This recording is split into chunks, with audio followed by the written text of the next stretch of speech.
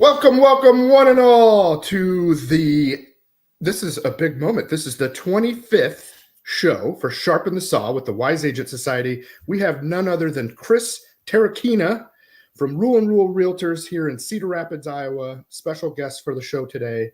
Very happy to talk with you today. Thank you for coming. How are you, Chris? Thanks for having me. I'm doing well, staying warm as best I can. I think there's hope on the horizon here over the next week, but still pretty brutal. But no, good to be in the office and good to be here with you. Yeah, cool. Yeah, it's funny. I was looking at Facebook, reminders today about last year. Last year we were having tornado sirens on this day. Yeah. And I'm like, well, I don't know which weather I prefer. Yeah. I'd almost take my chances with the tornadoes because at least the weather's a little warmer. Yeah, I actually saw something too that August 23rd, we had a heat index of like 118 degrees. So Wow. just a few months ago. And so it's been a swing of like 164 degrees. Wow. Yeah, pretty dramatic. That is dramatic. Yeah. And you know what? It's funny. I actually appreciate it. I appreciate the crazy weather that's here.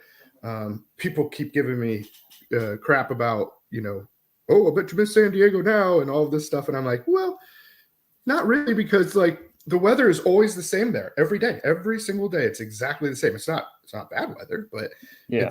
it's just the same. It just is. So it's funny that when we have these kind of weather, it really makes you appreciate, like, I'm really looking forward to it being like 35 degrees maybe in the next 10 days. It's going to feel like shorts weather. Yes, exactly.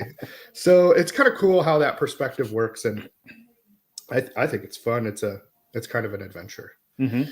Another thing I saw was on Facebook, this lady brought her horses inside of her house because it was too cold outside for the horses, which was weird. So I called one of my new neighbors that has a horse, and I saw the horse out there in a lean-to, and I was like, I'm pretty sure he has a place to put the horse inside, but I called to offer and say, hey, if you want to stick it in my barn, you can. I don't know if that's beneficial or how any of it works. He goes, no, she has she go in and out of our barn too. She likes to sit out in the lean-to. And I was like, oh, okay, cool. I don't know how that works. Yeah, it seems cold. Yeah. He's like, some of those are out of the wind. They're pretty good. I was like, well, I'm going to have to lean on you. We're going to get some mini horses, maybe some mini cows and stuff. And so maybe my new neighbor, Harry, will help me figure all that stuff out. Yeah. Good luck. Yeah, we'll see. You come over and pet him if you want. You don't have to worry about keeping him warm or doing anything. Deal. Yeah, so cool. Thank you so much for coming on. As I like to say, I'll give a breakdown of how the show goes a little bit. We're going to talk about a little bit about how we know each other, and then we'll talk about your real estate journey from the beginning of whenever you started, why you got into it, what do you do, what do you specialize in, and then we're going to get into today. We're going to talk a little bit about creating meaningful relationships. Isn't that right? Yep. You got it. Yeah. So that easy peasy. So we'll just start with Chris and I. I'm relatively new to the Cedar Rapids area and market. I've only been here, it's been a little over a year now, and which is a long time for me to be in one house, by the way. But we're moving again already. So we haven't disrupted anything too much yet. But Chris and I are both on the Habitat for Humanity committee for the Cedar Rapids Association of Realtors. That's how we met, right? Yep, absolutely. Yeah, and I love that committee. I love the people on it, and I'm just still getting to know everyone, so I'm still a newbie by far. But you were super welcoming and nice and kind, and then and so is so many other people. And then with the events that we do with that committee they're really fun, and it's just really rewarding to see like the families, because I met the one family on the one house that we did with we did the sod that one day, and to see the families like being a part of it, and then that family was so sweet. It was very cool. So that's how we met, right? Yep. Yeah, it's an awesome organization. Getting involved in those committees is we'll touch on it later, but a great way to build relationships with our fellow agents. Mm-hmm. And while all of the committees are a good time and you can learn a lot, the Habitat committee that we have here it's a really fun one to be on. A lot of lot of really great people, a lot of people passionate about building our community, and just getting involved and getting these events going to raise money for our local affiliate. I'm also on the board for Habitat for Humanity here in Cedar Rapids. So, cool. So kind of seeing it from both sides there, and really getting to see behind the scenes of the impact that our local realtor association has on that organization it's really awesome to see. It is. It's so cool. And here's a cool perspective. I've, worked out of a lot of different markets doing real estate and been a part of different kind of committees or organizations like ARIA is huge in Las Vegas. Do you know what that is? No. It's the Asian Association of Realtors. Okay. But, I mean, it's massive and it's all luxury. So it's like and they do galas and fundraising and all kinds of stuff. They don't do a lot of hands-on work, but anyway, I'm just saying, like, in different places, different things are big. So it's fun to be a part of. And I don't know how I get lucky so often to find like a really cool group of, passionate people to be a part of, but I have been. So it's cool because I think when you're a passionate person like yourself and you like to be around like-minded people, the people that are involved with stuff like this, committees, community events, they're similar. And so it's a way to surround yourself with good people. Yeah. And that's a great point for the agents out there watching, why this, and we're going to get into this. That's what our topic is, but why it's important to be a part of these committees and whatever kind of organizations that there are out there, because you do surround yourself with people that are higher minded, they're passionate, they are wanting to give and coming from contribution and that kind of thing. So I highly recommend joining committees, groups, be a part of your association however you can, because it goes a long way, and we'll talk more about why. But yeah, lucky to have met you and all the good people in the Habitat organization here. Yeah, it's a good group. Yeah. So cool. So, that brings up I keep thinking about it is, I know that you are passionate about sports and specifically refereeing, right? Yeah. I'm a high school football official.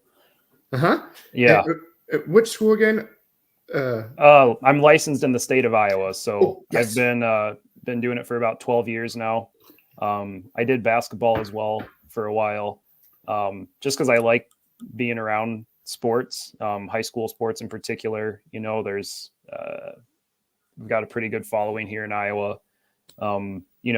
Anything from 8-man football. Our crew doesn't do a lot of that, but I have done 8-man football games all the way up to the large 5A classes.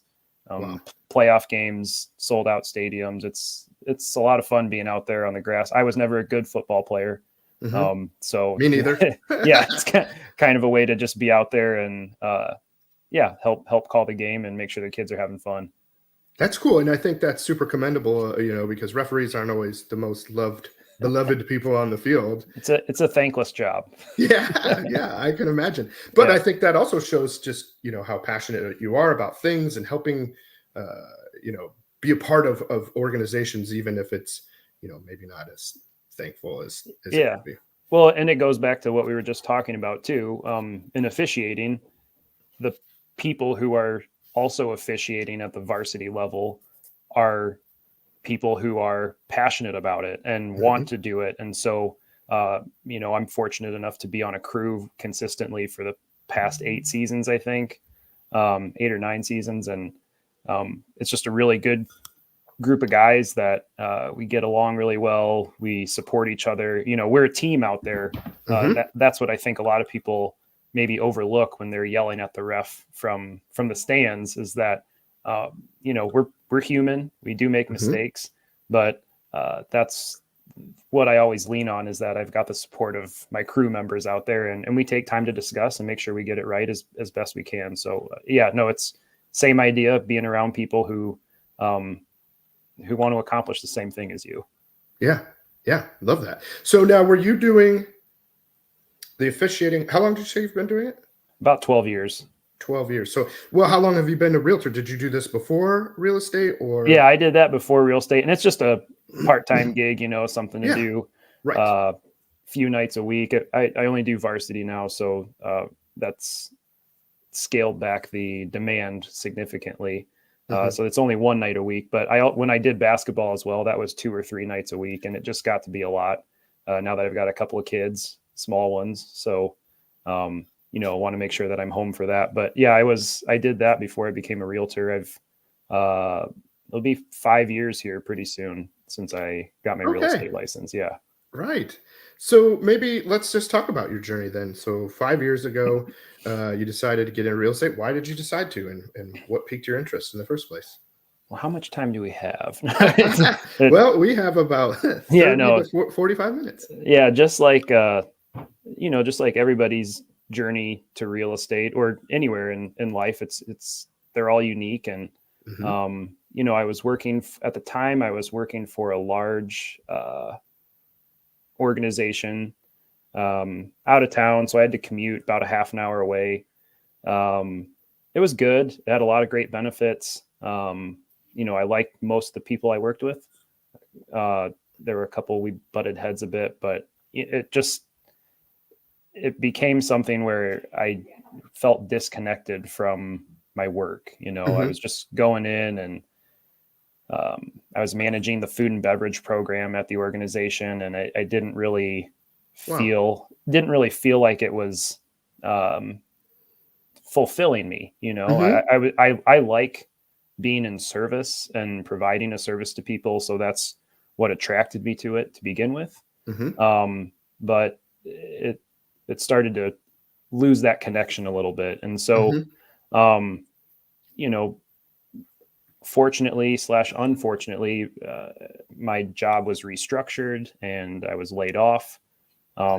Had a small severance package, so it provided me a little bit of a cushion to sort of step back and think about what I wanted to do next. And real estate was actually something that I had thought about for probably 5 years prior to that as well. It wasn't something I just jumped into. I'd really did my research, because it's a big life change. There's a lot to get used to, not just for myself, but for my family as well.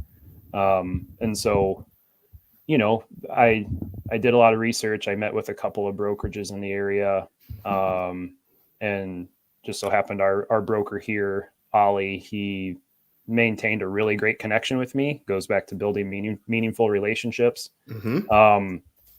And when I had this opportunity to study to get my license, it was a no-brainer. I didn't think twice. I reached right back out to Ollie, and we got the ball rolling, and I was able to get licensed pretty quickly, and haven't looked back. It's been awesome. I've loved every second of it. There's, it's a roller coaster. There's highs and lows, and the time that I got my license in late 2019, September of 2019, then 2020 came, and we all know about that. It was, the pandemic hit.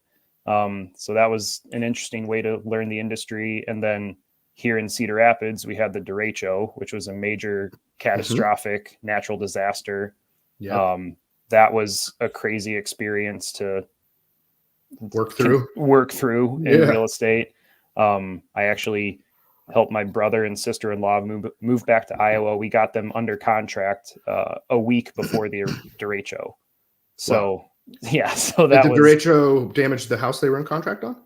Not the house, but it was on a pretty good, decent sized property, about 3/4 of an acre, and they lost a lot of trees. As everybody did here, but it was so just a lot of learning, trial by fire, I guess you could say, and then followed by the low interest rates sometimes. If you're gonna do it, you might as well do it all. So burn the boats, baby. So that's kind of how I got into it. And I mean, the reason I kind of mentioned before, just being in service, I really like helping people. I worked in restaurants a long time ago for about a dozen years, and I liked it. I liked the spontaneity a little bit, and but also, I don't want to say catering, but providing that service to people and doing the best I can to have them leave with a smile and say, you Yeah. know, I want to go back there because that guy made me feel good.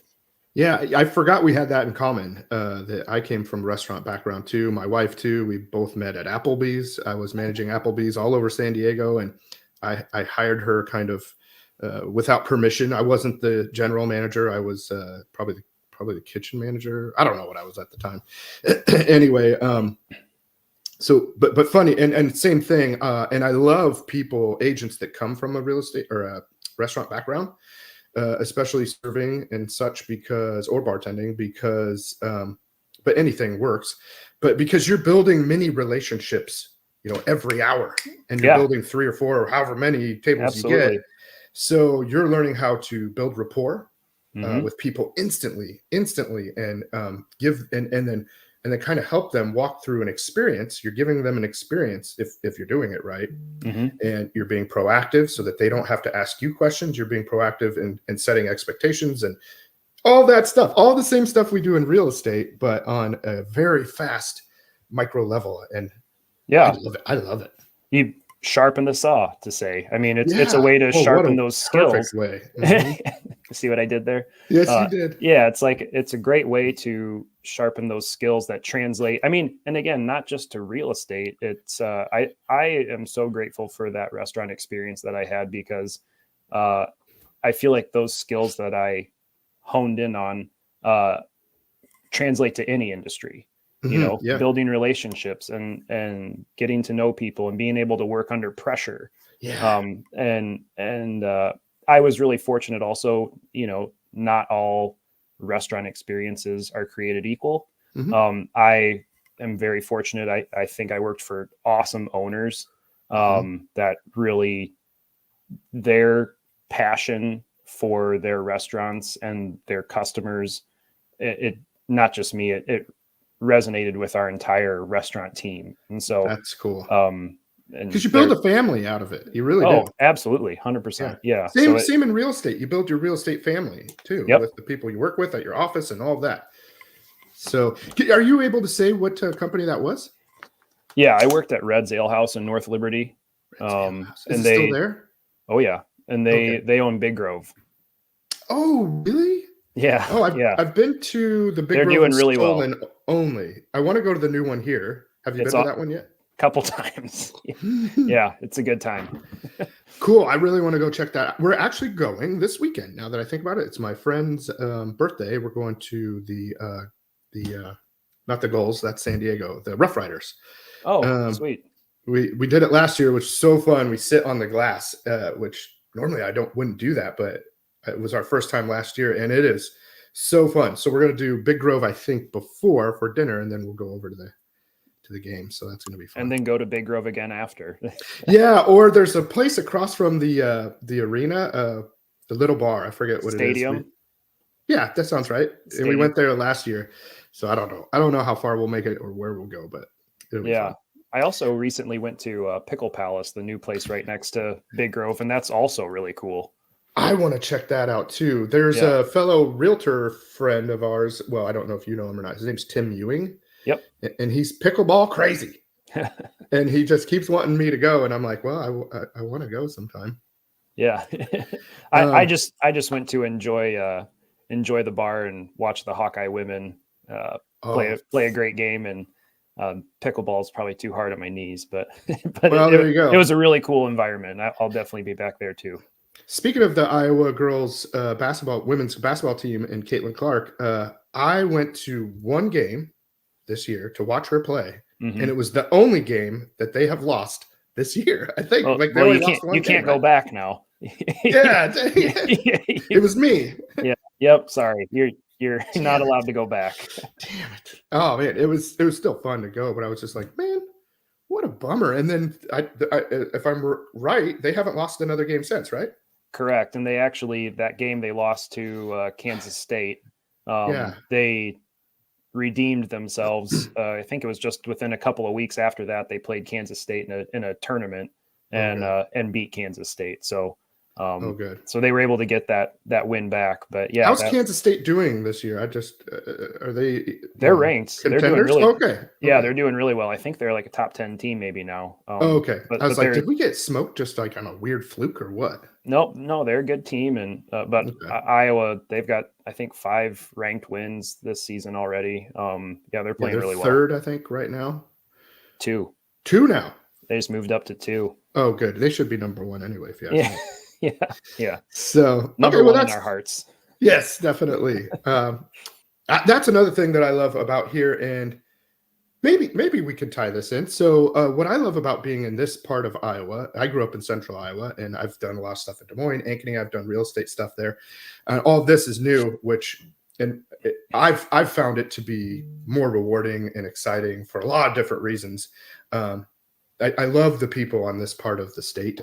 Not that I don't love the people over there too. I'm just saying I found more like-minded people over here, Mm-hmm. such as yourself. But what I also love is this rallying around sports, around the Iowa Hawkeye stuff. So like I have season tickets to football, wrestling, which I missed the one last night, but we'll go on Friday. I got to see Caitlin Clark and that, and I want to see baseball games. I want to see all of it. It's so cool to have all these people rally around this and support it. It's almost like NFL stuff, because like in San Diego, I had the Chargers for a long time, and then we didn't. But to have like that camaraderie with sportsmanship and supporting young athletes and stuff is really cool. And I like how agents also get behind all of that and work together. And you meet so many cool people that way.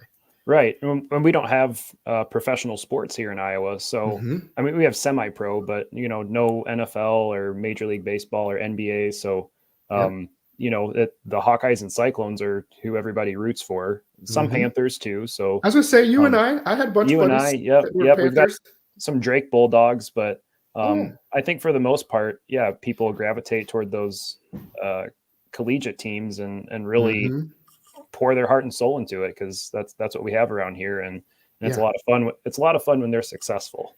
yes. Yeah. But I like going to like the football games, and all of them actually, because you can't even. I don't think they offer wrestling tickets to the public. You have to kind of be there first. But anyway, it's hard.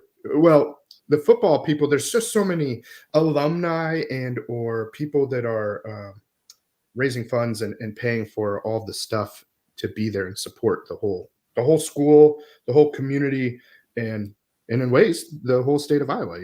Absolutely. So I love that. So let's maybe switch gears into a little bit about this meaningful relationships and what does that mean to you, building meaningful relationships, and with who and why and how? So I think the reason I wanted to talk about this too is because you get to know people throughout your life, and you might consider them an acquaintance, but is it a meaningful connection? By meaningful, I mean someone that you feel like you support them and they'll support you as well. And that doesn't necessarily mean financially or you're in my corner type of thing, but just that strong enough camaraderie, kind of like we've talked about. People you can turn to talk to ask questions, to have a conversation with. That's building community. The word that I use a lot, my dad's born and raised in Hawaii. So the word ohana, it's in my slogan, home is where ohana is. I love that slogan, by the way. Thank you. I should trademark it. It's probably already trademarked. I don't know. Probably in Hawaii, yeah. But what I've always shared with people is, so did you say what ohana means? It means family. But the way that I was raised, that my dad taught it to me, my grandparents have taught it to me, is that ohana is anyone who wants to be a part of your support system. Okay. And so it's not just my blood relatives, it's my neighbors, my co-agents, my community, school, all that. Everybody we work with and get to know, and who we want to bring into the safety net, right? Like, which which, when you think about it, should be everyone. There's no reason Right. to keep anybody out of it. And Right. so, yeah, when you think about it, we're all part of one Ohana. It's just a matter of getting to know each other and building those connections, Hmm. and understanding how we're able to support each other. Yeah. And again, it doesn't have to be in a business relationship. It can be as simple as um, getting on a podcast with somebody, grabbing coffee Yeah. with somebody, those types of things, where we just continue to strengthen those bonds with each other. Yeah. Yeah. That's such a great point because it's a good way to articulate. I like that we're talking about this because I love to build relationships and meet people. I'm very interested in, people and what they're passionate about, and I just love new stuff. I love figuring out what makes people tick, and what they get excited about gets me excited. Yeah, And absolutely. and then we get, and I just love the way that you're talking about it because I feel that vibe, and I want lots of people in my Ohana. Like everywhere I move, and we move a lot. That we're going on move 21, house 21, move 21, we'll say. And my wife and I have been married 15 years, 16 years. I don't remember which one. Maybe 16. Our anniversary's coming up. I know that, but Good.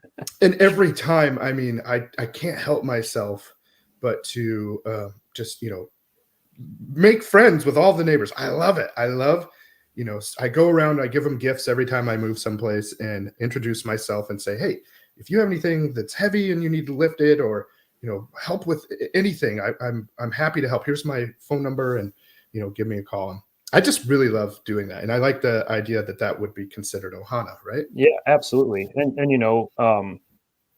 it comes down to being a good person, right? And Mhm. and we were just talking about this in our office meeting about what you focus on expands. One of my favorite So, sayings. right. And so if you are focusing on being a good person yourself, Hmm. and being a good person to somebody else, and not passing judgment on them, Hmm. and you know letting them have their own life, right? Like, we can't Hmm. control what's going on with other people, but we can control how we interact with each other. And Hmm. so, if we just focus on being good people, we will receive good people back, you Hmm. know, uh, regardless of whether or not somebody has told you something about so and so, and, oh, I don't know about that person. If you focus on that person is a good person, you'll get that side of them. And I believe that. Yeah. Yeah. That brings up two things in my head. One is the law of attraction. So, what you focus on is what you get, in return, and Hmm. what your thoughts are, and if you're always thinking that everything is bad and negative and your luck is rotten and everybody's trying to get you, well, then you're going to get more of that. But Right. if you look at situations, which I naturally do, but I can also get into the bad habit of being negative, but I really try, and I lean toward, I mean, I just naturally kind of try to look at the bright side of things and think of everything as an adventure. So whether it's good or bad, the bad is what makes good things good. Because if it was always good all the time, it would just be. It Yeah. wouldn't be good or bad. So there's a little Hmm. bit, you have to have the up and the down. And then what was the other thing? The second part, I can't even remember what I was going to say now, but It happens. yeah, we said the law of attraction, and well, either way, I'll think of it. I'm sure it'll pop back into my head, but Right after we sign off, you'll be like, wait. yes, I got it. It was a dang good point too, but that's okay. But I love it that a couple of things that you are talking about that in your office, and building that mindset.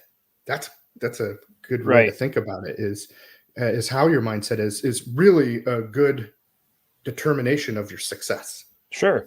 And Would you say? so, yeah. So, we can talk about, obviously, we've been talking about just the relationships in general, but then there's also, for realtors, we do have to generate business, right? Yep. So a couple ways to look at it would be, one, when we were talking about, like, our committees, for example. I've heard people say, well, there isn't anyone in that room that I'm going to do business with, or that's going to bring business to me. So Mm. is it really worth my time? And I say, yeah, because at some point I may have a transaction with you, Shay, you know what I mean? And so if I were to show a listing of yours or vice versa, Hmm. as soon as I see that showing notification come across, I'm going to reach out to you and say, hey man, I just saw you schedule a showing. I really hope it goes well. Give me some feedback. Just Hmm. already having that uh, awareness with each other and being able to send a simple text message or a quick phone call, it breaks down those barriers of uncertainty. Hmm. It's Yeah. like, oh, okay, I know this guy. I'm going to be able to show this property and give honest feedback or receive honest feedback. Hmm. Um, and then, the same thing goes with when it goes back to generating business, which is kind of where we're getting at to tie it all together, right? Hmm. Um, I shared this story this morning as well. I've received a couple of calls from people who I have not seen in person for between 10 and 20 years, Wow.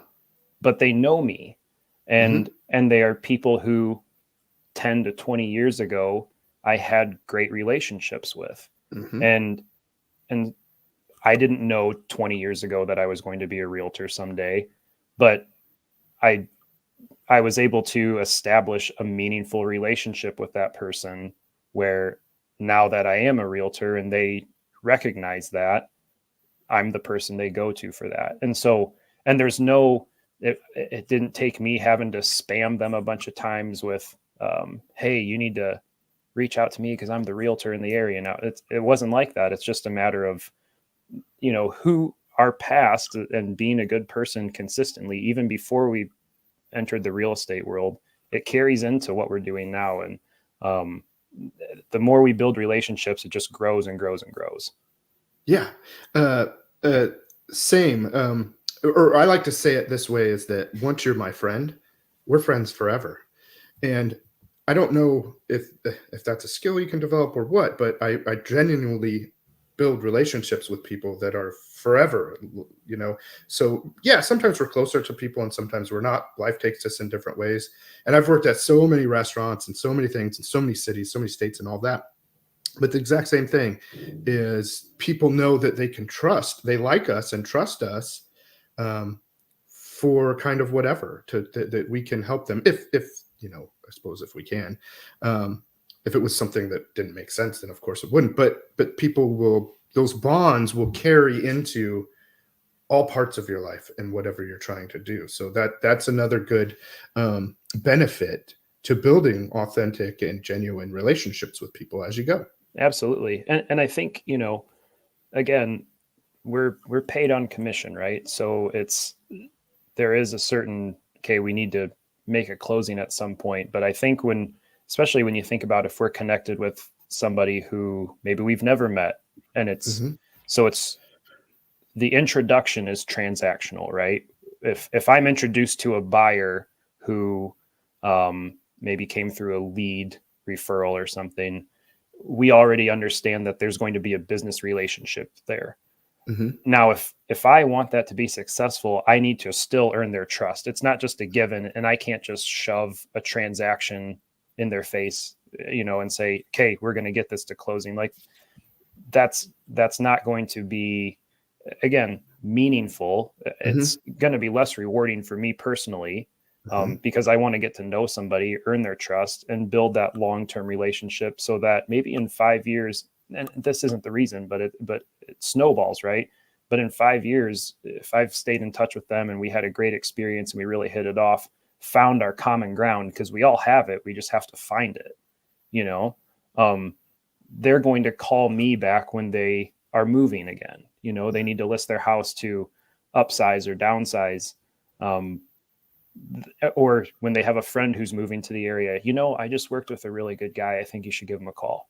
Uh, those Exactly. are, that's just part of being a good person. And I don't think we have to force ourselves or our work onto other people. If somebody is already coming to us looking to buy a house or list a house, um, we just have to be authentic. People can Hmm. see through.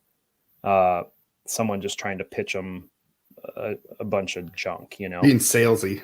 Exactly. Yeah. And there's sales to it, but Sure. I do think that I just believe being authentic is going to have more of a long-term return.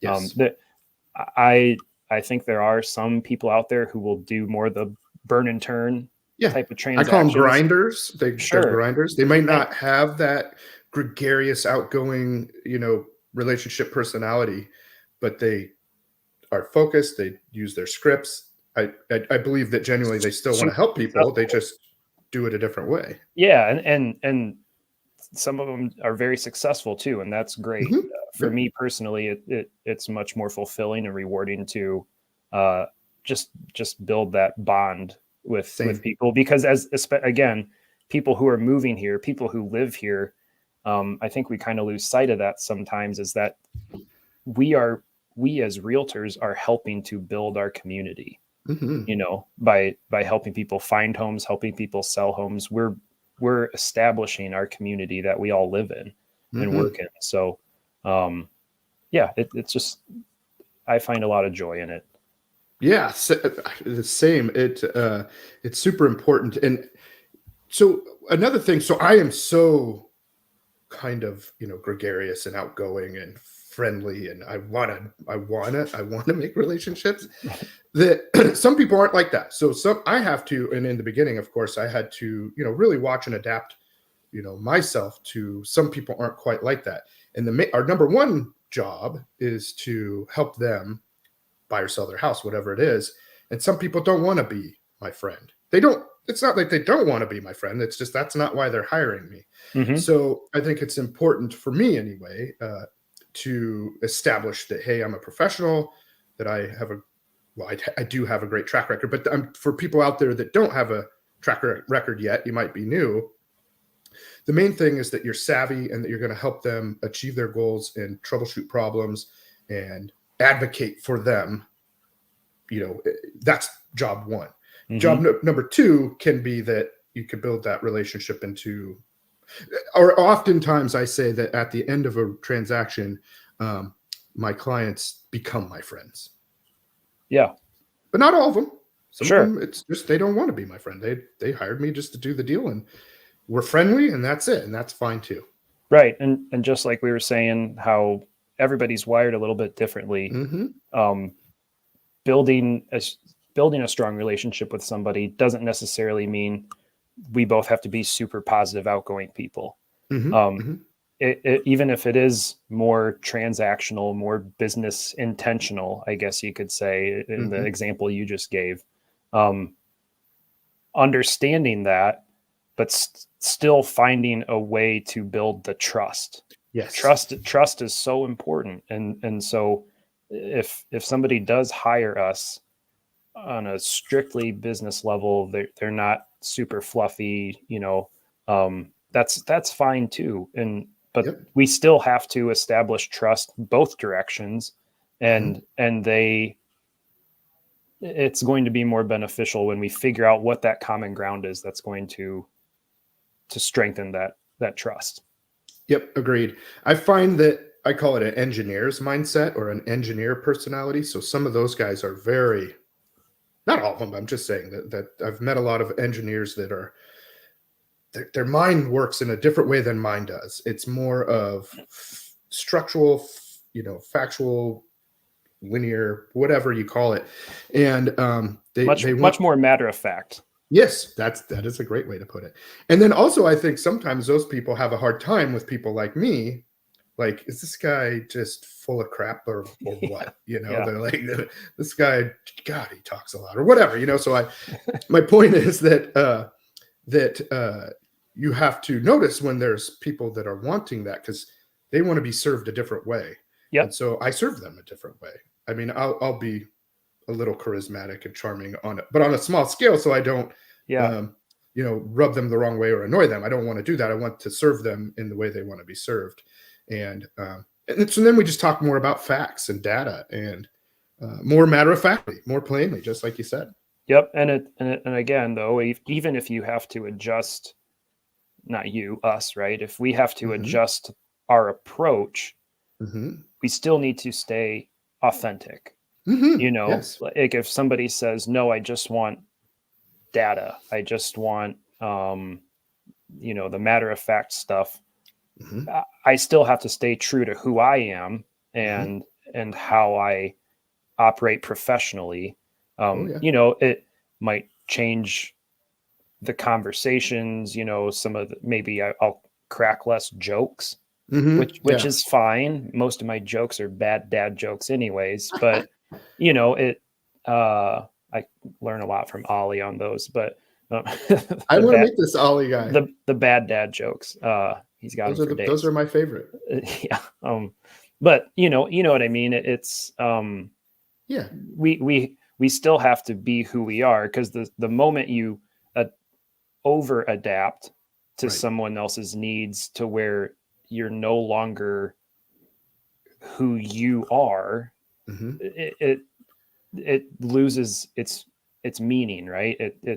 Now it's just a diluted transaction, And the authenticity is gone too, so it's not going to feel good for anybody, I don't think. No, 100%. So, and that's another thing people talk about is, some people might say that you have to be authentic. Here's an example. So I see agents and people just in general lately that have gotten into this cussing. Cussing, I don't know what you call it, not society, but a way of just like, I'm being my authentic self, so I'm going to cuss all over the place. Yeah. F this, S that, whatever. And I'm like, listen, I'm one of the most, I love being funny, off color, all these things. Like, I like pushing boundaries of what's appropriate. And when I'm hanging out with my friends and and anybody that I have a close relationship with, not in a bad way, and not in a, unethical or demeaning or any kind of way, but just in a loosey goosey fun way.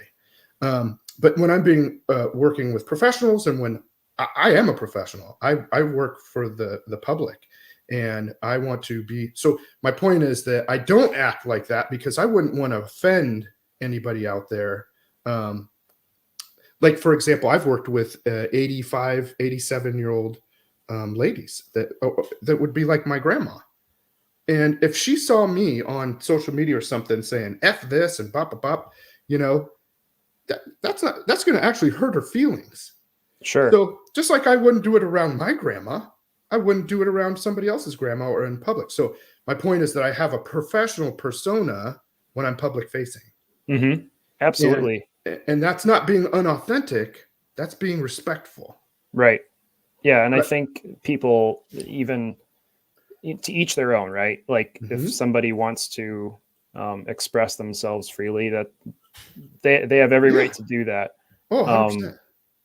But I agree with you that we have to maintain professionalism even after we've established the trust, right? Like when we're in that, maybe the clients will start to cuss a little bit.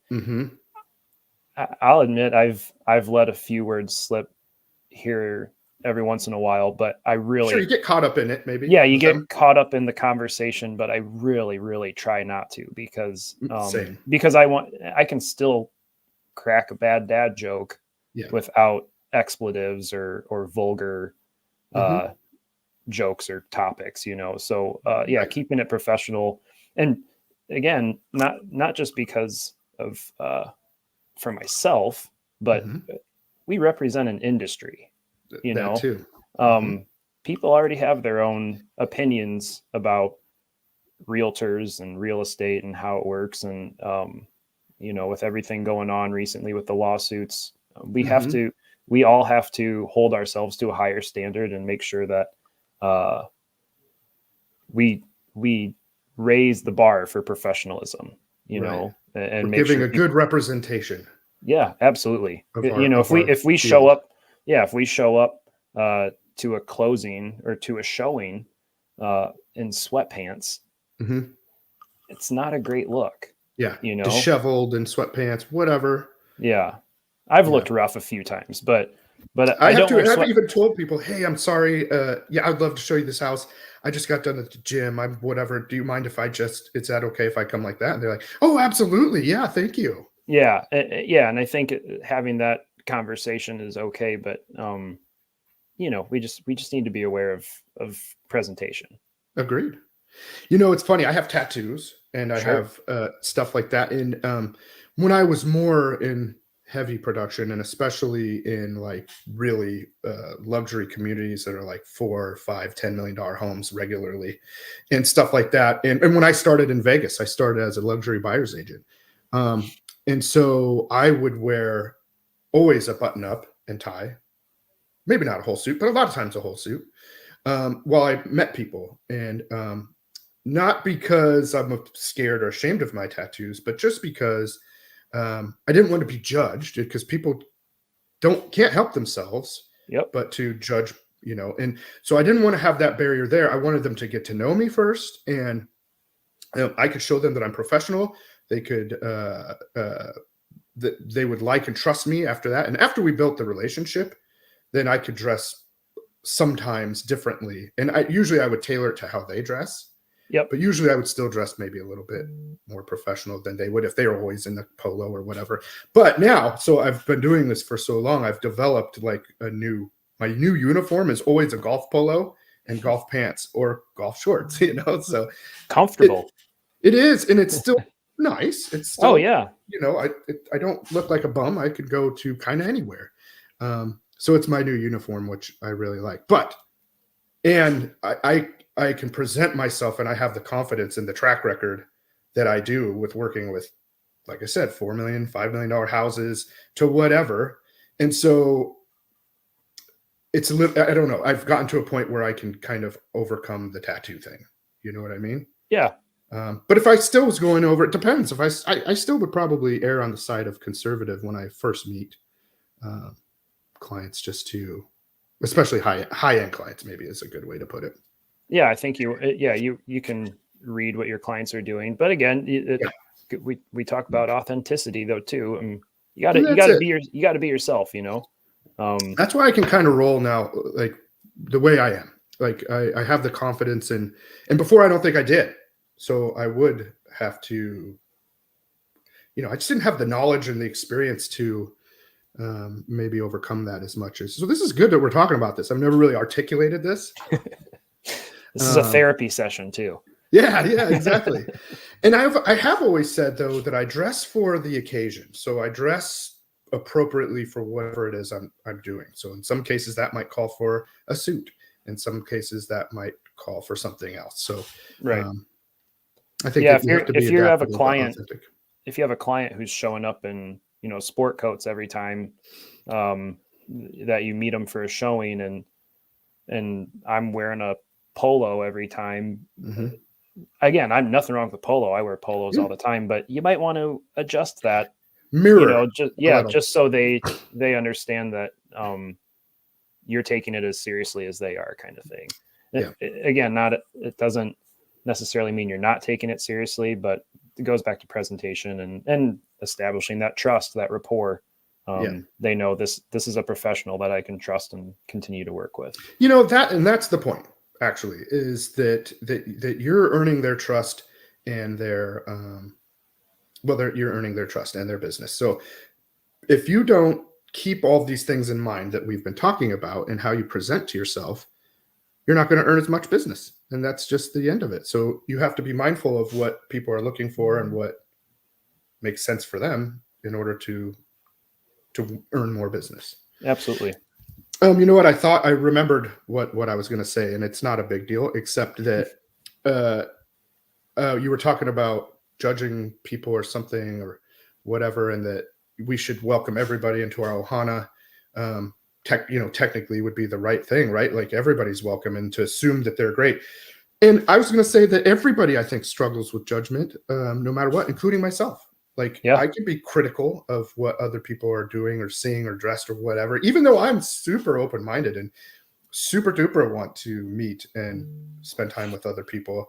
I think it's just be mindful, and it's being honest, saying that that's a part of life, is that you do judge. And I even want to catch myself when I'm doing it, or do it less, or whatever. So it's just something I was going to say out there, that not everything is.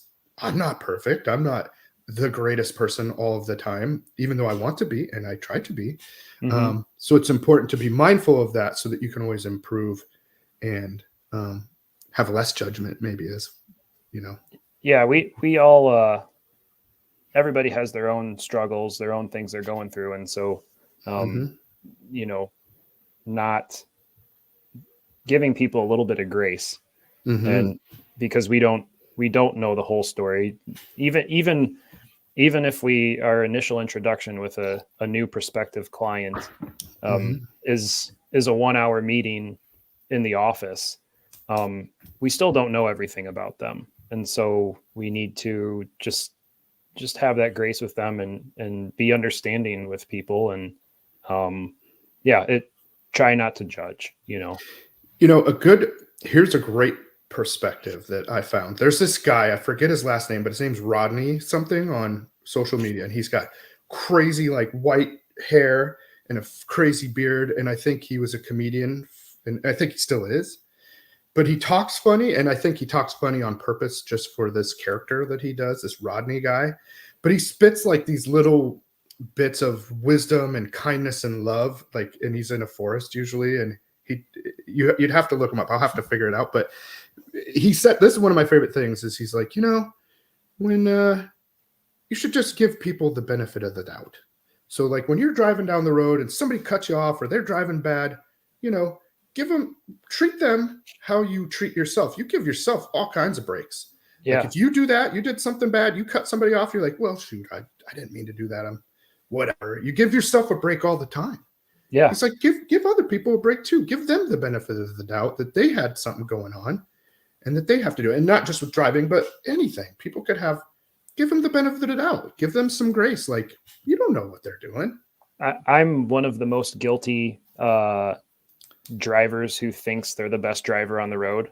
Same. I'm certain of it, right? Like I'm such a good driver that everybody else is wrong. But I Yeah. have tried so hard in the last couple of years, and my wife is Sally. She's helped me a lot with that too, because Mhm. if I start to express frustrations while driving, she'll be like, "Just chill," And Yeah. I try to remember that too. This mindset of, if someone isn't using their blinker, although that's a safety concern. Hey, I'm Yeah, number one. It drives me nuts. I'm like, why do you think that you are so entitled you don't have to let people know what you're gonna do next? Like, right. So, but instead of getting all worked up about it, I've really tried hard. Driving's a great example of just, yes. I have no idea what that person's going through, where Yep. they're going right now. Mhm. They might have an emergency, I Yes. don't know. And Yes. so the thing that I can focus on is myself, and Mhm. controlling the safety of anyone else in my car at the moment, and just focus on that. And I hope that person gets where they need to go. But yeah, driving's a great example where we all just pass judgment on each other like Mhm. like a bunch of Isn't that lunatics. funny Yeah. how that It's works? We're all kind of can get to some of our worst selves, I think, while driving, and I agree. And same thing. And I try to be chill. My wife, when I get all wound up, she's like, "Love boat, love boat. We're all on the love boat. it's, Everybody, it's a great we're place. everybody's coming on the love boat. Like you love them. Love, hey, little neighbor, I love you." Like, Yeah. and there's this super duper nice man at EXP, the brokerage I'm at, and he talks about that, and he's talking about like when he's out in public and driving, and he gets frustrated, and instead of like wanting to whatever, instead give him away. Hey, buddy, good to Yeah. see you, man. I hope you do well. Love you, Yep. love you, man. Building a And relationship with, that maybe the next time they'll let me in out of the parking lot. there you go. There you go. Yeah. So all this is good perspective, and also just to show that we're not perfect people. None of us are, and that Nope. we can always just strive to do a little bit better. I think, Yep. especially in the judgment category, or probably just driving in general category. Driving's a work in progress for all of us. That's for sure. I think so. Yeah. And some people are super relaxed about it. I'm like, gee, God bless you. I wish I had your talents in there to just Yeah. fully relax. Yeah. which I do better all the time. I'm way better now that I'm older than when I was younger. And I drive a really big, slow truck. I mean, it's not like crazy slow, but it's a big diesel truck. And for whatever reason, that helps because I'm not going anywhere real fast. I'm Yeah. real big. Nobody's going to hurt me. So it's kind of like I can relax a little bit more, if that makes sense. Sure. Yeah. So all great points. I think that we have covered a lot of good stuff today. What would you say would be a great thing to kind of wrap it up in a sentence or two to summarize what we've talked about and maybe to walk us out of the show with? Well, no pressure, right? Right. Just your final thoughts on it. My final thoughts, I think it goes back to kind of what Annie said. Annie Kestner, our new local president, she said at her inaugural. I missed that. But she gave a really great speech and pointed out that we need to get back to the basics and just be good people, and I think it snowballs nicely into what we've been talking about today. If we're good people, regardless of what's going on, we will receive the good people back, and I think that's just what we need to focus on is being kind to others, showing understanding, and spreading love, right? Yeah. Wow. Very well put. And I love how you brought in the new president, because honestly, I didn't know who that was. Shame on me. I wanted to go to the inaugural, but I didn't. But what a way to wrap it up. That is just such a good way. And to even tie that in with the leadership of our community here as a larger, besides just you and me and the brokerages we work at. That's cool that people are focusing on that, and I agree. I think that's what we all just need to do. Back to basics, be kind and helpful, and the rest will take care of itself. Yeah. Just that's the greatest way to build community is by taking care of each other. So and obviously Cedar Rapids is an awesome community. We've got Iowa City. So this whole creative corridor area, it's just filled with a lot of really great people. And I think we take it for granted a lot. But making sure that we're there for others and they'll be there for us too. And that's what makes this place so great to live. I totally agree. And that is seriously the vibe I feel and why I love it so much here and why my family and I have decided to stay. We've moved a lot. I mean, we've moved around the certain cities a lot, but really, really like it here. That Iowa Nice thing is for actually here, and people just help each other constantly, which is, I love it. So super grateful to be here. Super grateful for your friendship. I'd like to throw out there that, your information's at the bottom of the page. If anybody wants to contact Chris to talk about real estate, either as a client or as an agent, can I put that out there? Absolutely. Anybody willing to help anybody with, like, even an agent, if they're like, hey, I would like to build more relationships, or I would like to join a committee, or what's your take on this? Would people be able to contact you? Oh yeah. Pick your brain? Yep. Anytime. And obviously clients are welcome to call Chris and to talk to him. And he's a wonderful person. I know he's passionate. I know he's a good person and a great professional. And he dedicates a lot of his free time to things that don't get him paid. So that's what makes him a genuinely good person. So if you're looking to buy or sell a house, Chris is going to be a great person to connect with. Also, for anybody out there watching across the country, you can send referrals to Chris, and I'm always here to help in any way, shape, or form. Everybody knows that already. So thanks. We all love referrals. Yeah. Who doesn't, right? Yeah. So yeah, thank you so much for coming on the show. And I look forward to, seeing you again soon. And, even have you on the show again soon.